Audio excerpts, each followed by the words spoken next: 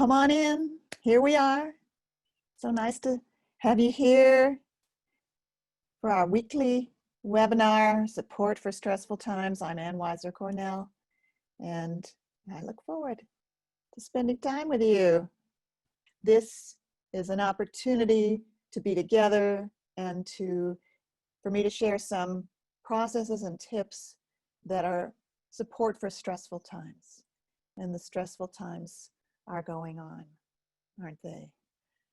Now for me, just reading the morning newspaper, which I like to do because I feel safer when I know what's going on, but there's a limit. And sometimes I need to pause in the middle of reading the newspaper and really, oh my gosh, this morning the headline was that the public transportation system in our area has run out of money. So yeah, we say hello to what we're feeling. And that's one of my fundamental messages, that when we pause and sense how we're feeling, and then we acknowledge it, then something becomes possible. That's not possible if we just try to push away our feelings or if we let them overwhelm us. So this is how to not be overwhelmed and how to not push away your feelings, which maybe sometimes you have to. I mean, it's good that we have that skill, but to live awarely and to live fully and to be calmer in the midst of life, no matter what life throws at you, what I'd recommend is that you notice how you feel and you acknowledge how you feel. And we can even do that together right now. Feel your body wherever you are right now. So probably you're sitting, or you might be standing or lying down, whatever's possible for you. And just feeling your body resting on support. Something already happens, does it for you when I feel my body resting on support? And of course, you might be feeling something painful in your body, so bringing awareness to your body might be another challenge for you. And then we can acknowledge that.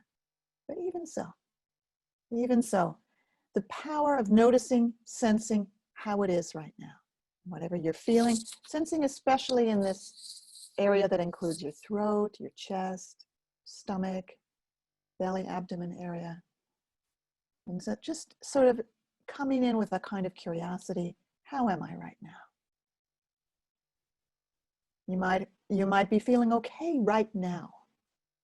And that's important to notice because there's often a part of us that is anticipating trouble in the future, trouble in the past, as something we may carry with us. Maybe it's surprising to realize, actually, right now, I'm okay. I'm okay right now. And to breathe with that. Or in your body, you might be feeling rapid heartbeat, tension, tightness, sadness. And then you say, I am sensing something in me feels da-da-da. And I am saying hello to that. Just 100 times a day. What's better to use your time for? To pause and sense how you are and say, I'm sensing something in me feels tension, something in me feels stress, something in me feels sad, worried for those people who are have food insecurity. Oh, worried for them, that's sad for them. I'm acknowledging that. I don't acknowledge that in order to make those feelings go away. I acknowledge them so that I have access to my full self. Maybe I'll do something about it today. I'm more likely to do something to help the circumstances that I'm facing. If I can do anything, I'm more likely to do it if I have acknowledged what I see and what I feel. Yeah. So I'm just going to have a look at the chat because I hope you're telling me some of the things that you're feeling and that you're going through. And then maybe you'd like me to say a bit more about today. Oh, Helen is here. Great. And hi, Margot. Wonderful. Could you please say something about how stress makes people seek alternative facts, theories, and frankly, conspiracy theories? Yeah. Well, you said it, David. Stress does make people seek alternative facts. And I'm sorry about that. One of the things I think is going on there is how scary or stressful it is to be uncertain. Because good scientists say, I don't know a lot of the time. We don't know when there'll be a vaccine. We don't know how effective the vaccine will be. We don't know how long we'll have to take safety measures. That's coming from wisdom. Not knowing can often come from wisdom. And yet there's something in us that has a really hard time with that kind of, with uncertainty. And then, so that may be one of the things, that's my theory about what's one of the things that's going on when people grasp, loony theories about what's going on that, yeah, I don't have to repeat them right now, but you know what I'm talking about, because they've got more certainty. Also, what's interesting to me, this is related, when we have thoughts about kind of doom, like let's say a thought, you find yourself with the thought, I'll never be able to hug my family again, or restaurants will never come back. And these never statements about the future, never or always, can bring feelings of distress and depression and sadness when they're actually not true, because the truth is we don't know. We don't know what the world will be like in a month, in 6 months, in a year. And so what is it like to be able to say, okay, I don't know about the future, and this much I do know. And what do we know?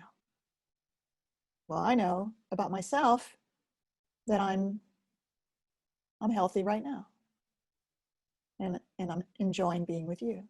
So coming back to what we know is usually coming back to the present moment. So that, I think that's very interesting, that whole thing about having, it's a hard time. We have a hard time with uncertainty. When we can cultivate the ability to turn toward what we know, what we feel, and just allow, okay, this much I don't know, this much I do know. It gets better.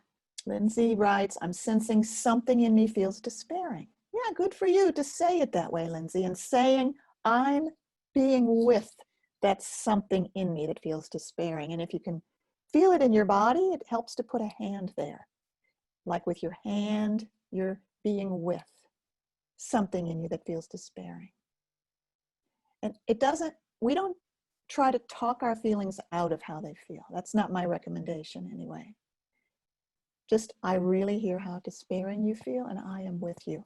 Have you noticed how empowering it is to be connected with other people? Now more than ever, if we get to have a phone call or a Zoom call or a Skype call with somebody and get to tell them how we're feeling and have them say, wow, I'm sorry there's a hard time going on and I miss you and I'm with you. We get a lot from our good connections with other people. And we also get a lot of stress from other people. So it's both. And we can give our insides, our inner feelings, the kind of connection they need ourselves, right? We can say to our own selves, I'm here with you, I hear you, I sense you. This is the first relationship, the inner relationship. Now, I mentioned last week that we need extra skills, I think, for dealing with other people in hard times, in stressful times.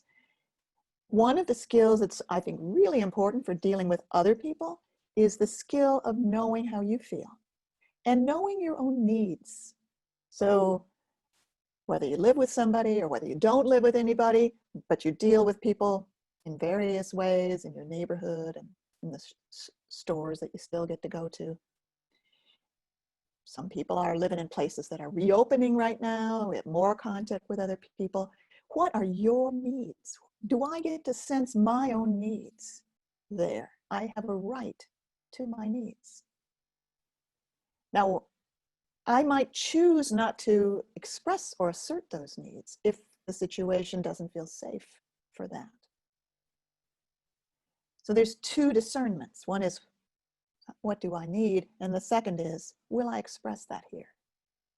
But first, the first one is, how am I? What do I need? And do I have a right to have my own needs here?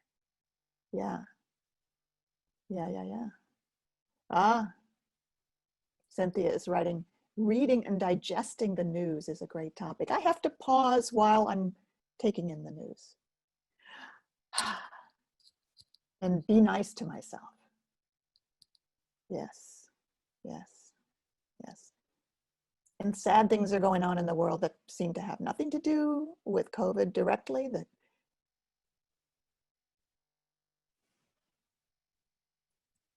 sorry, it really touches me to think about the continuing racism in the world. And some of you are mentioning in the chat. Sorry about the death of George Floyd and the inability of some people to see how wrong that is. Got my Kleenex right here. So, you know, tears are a natural part of life. There's nothing I need to do about having tears. I am touched, sad, grieved by the continuing racism in the world around us. Because it's a way that we're not seeing each other's beautiful individual humanity. Instead, there's that barrier where people see each other, some people see each other as types, as other, and the fear of the dangerous other is something that's been part of human life for a long time. And yet we get to be sad about it and angry. Phyllis writes, it's still challenging to know how I feel when I check in. You mean you're not sure how you feel? And one thing is, it can start with, how's my body? Tense somewhere? Like you can do a body scan. Tense somewhere? Heavy somewhere? Open and alive somewhere? We're not just looking for difficult feelings. We can have feelings of gratitude and openness. Elizabeth writes, I'm sensing something in me is afraid of getting the virus and not surviving yet. So be sure to say, I hear you, to something in you afraid of that. Being present to how we feel. Carol, maybe you can say, something in me is so upset. See if it makes a difference to say, something in me is upset. Catherine writes, rarely can I sense where the feeling is in my body. Well, you know, that was true for me too when I first wanted to learn to feel in my body. I felt like nothing in my life up till that point had ever encouraged me to do that, and the sense of who I was sort of stopped at the neck. In my family, you got no good points for knowing or saying how you felt. You were supposed to be cheerful all the time. So if you want to learn to feel your body more, start with what's easy. Take small steps based on what's easy for you to feel right now. Your hands, for example. Your hands have more connections in your brain than any other part of your body. Like if you make a brain map of the body, the hand is really big like this. So what's the feel of your hands touching something? I love feeling my body contacting what I'm sitting on. And often if I'm distracted, stressed, that's all I can feel. But start with what is all you can feel. And then another tip for feeling in your body, if you bring awareness into your throat, and bringing awareness into your throat is not too hard. Like if you had a sore throat last night, I hope not, and then you woke up this morning and you're checking if your throat is still sore. That's what it's like to bring awareness to your throat. You've done it many times in your life, so it's not too hard. Notice if it feels wonderful in there, or peaceful or calm. So rather than how do I feel in my body, it's do I feel great, relaxed, peaceful, calm, joyful? And if you get a yes, wonderful, enjoy that. And if you get a no, okay, so what is it like there if it isn't peaceful? Connie writes, my son has a mental illness and he thinks I'm to blame for his stress and I don't know how to talk to him. Oh, that sounds like a really hard situation, Connie. I'm sorry you're having to go through that. I think the most important thing you can do for your son is stay in touch with yourself, including your love for him and your wanting to find some way to connect. Knowing that you also have a right to your own life and you want to connect somehow. I don't know the answer. I can give ideas, but I don't know your situation. Maybe you'll want to say over and over again, I know you're looking for someone to blame because it's so stressful for you, and it's not me. I love you. But I don't know if that'll work for you in your situation.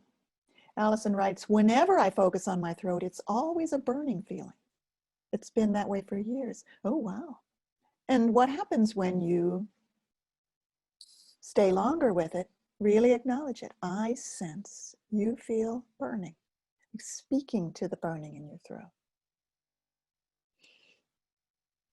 Maybe it's there for some good reason, or maybe it's asking you for something. And it might be asking you for something physical. So I want to come back to the thing that I wanted to spend time with you about this week, and that is being able to acknowledge your own needs. I have a right to have my needs, to know what they are. And we're starting to hear about incidents of people yelling, attacking others for not keeping social distance. I'm sad, so sad when I hear about that, because it seems to me that those incidents can only lead to more trouble. So what if you are in the world and you feel scared by the way other people are behaving?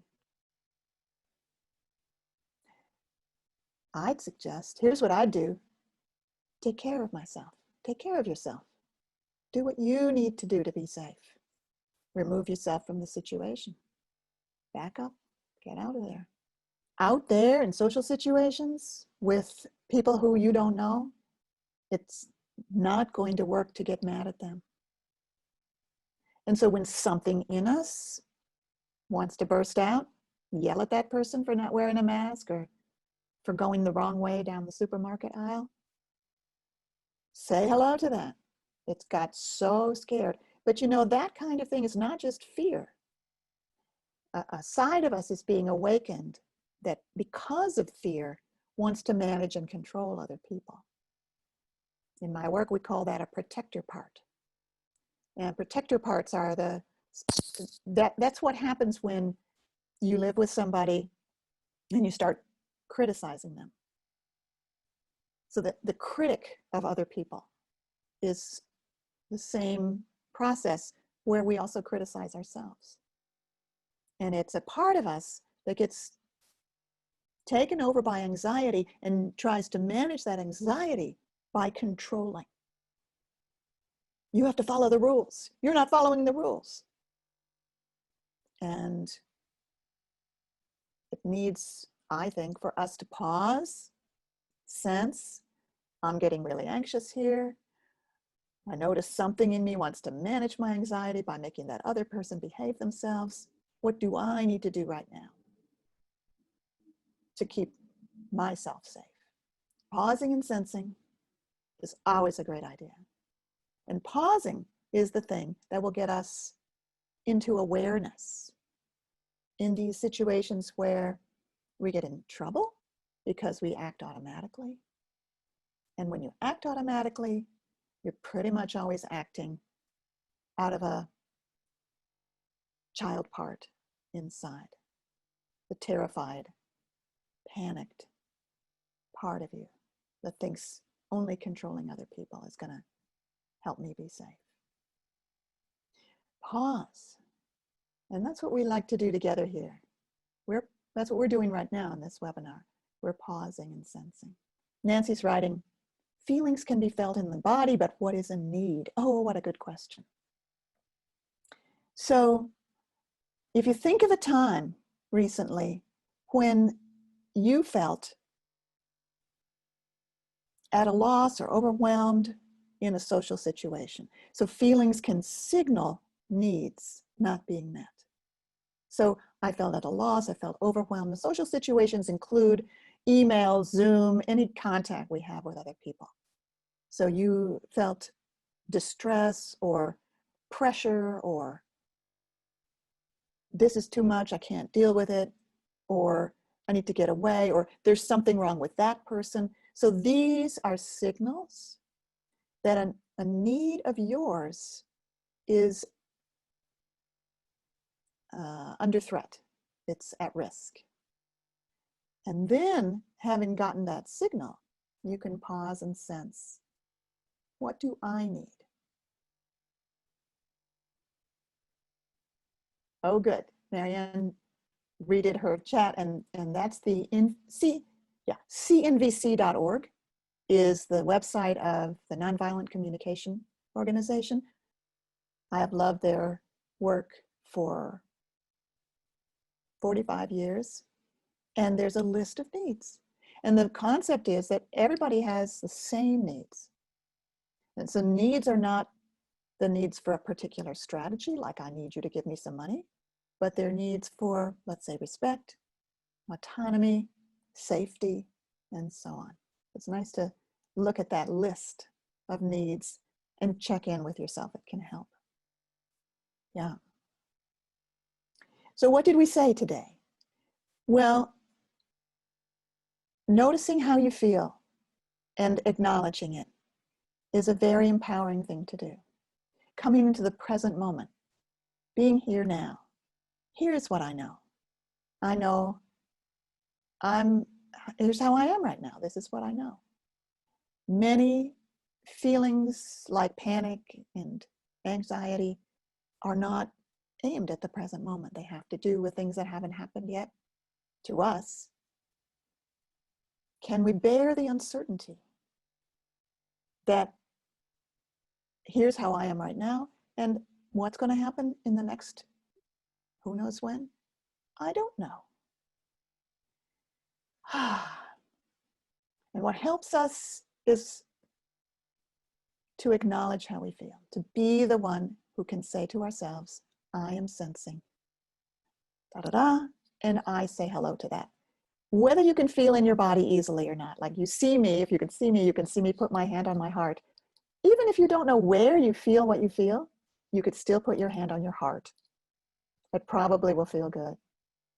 Great, great. All right, my dears. So nice to be with you today. We'll do this again next week at the later time of day. Be safe and be well. And do email me if I can help you with other things. So nice to be with you. I wish you well. I wish you an aware and present day. Okay, bye for now. Take care.